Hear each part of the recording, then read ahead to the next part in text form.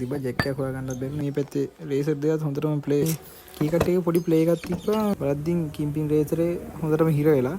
හරි ගයිස් මේ හදලා තියෙන පොඩි වෙනස් වීඩියෝ එකක්. මොකද කලින් වීඩියෝ එකක් දාන්නත් බැරි වුණා. මේ ටැෆේ එකේ ඉස්සර රෝදේ රේසරේ ගිහිල්ලා එහා පැත්තේ රෝදේ ඔය කොටේ තියෙන පැත්තේ රෝදේ ඔය පාතුනේ අන්නේ පැත්තේ රෝදේ රේසරේ ගිහිල්ලා. ඒත් මේ ඕකේ තව කේසියක් තිබ්බා.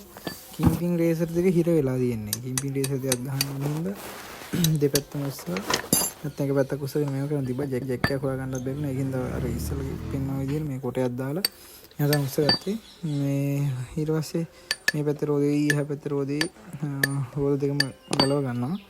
ගලවගෙන ඉවරලා බලද්දි මේ පැත්තේ රේසර් දෙකත් හොඳටම ප්ලේ හොඳටම හෙල් දෙනවා. මේ ඊට පස්සේ දැන් මේ දෙකත් ගහන්න හින්දා මේ දෙකත් එහෙම ගලවලා පැත්තකට අයින් කරා. මේ පැත්තේ රෝදෙත් ගලවුවා. ඒකින්ද දෙපැත්තෙම රෝද දෙක ගලවලා කොටේ උඩින් තියලා තිබ්බේ.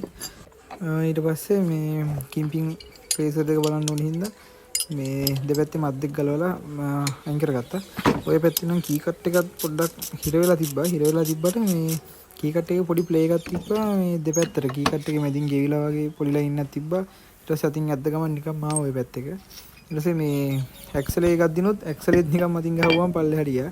බලද්දින් කිම්පින් රේසරේ හොඳටම හිර වෙලා ඇක්සලේ පොටත් තෙල්ල තිබ්බ. මේ රේසරේ ගිහිල්ලා තාත්තා එහෙම ගෙදර ඇවිල්ලා මේ ජැක් කරගන්න නැතුව එහෙම ඇවිල්ලා එන්න. ඒකින්ද පොටත් තෙල්ල තිබ්බ ඇනේට මේ වෙලා මේ හබ් එකට අහුවෙලා මේ පොට. ඊට පස්සේ ඉතින් මේ රෝස් දෙකේම රේසර් ස්ලිව් දෙක ඇදලා දාලා රෝඩ් දෙකේම රේසර් ස්ලිව් දෙක අයින් කරා. දෙපැත්තේ තියෙන පොඩි රේසරේ ලොකු රේසරේ ස්ලිව් දෙක අයින් කරා.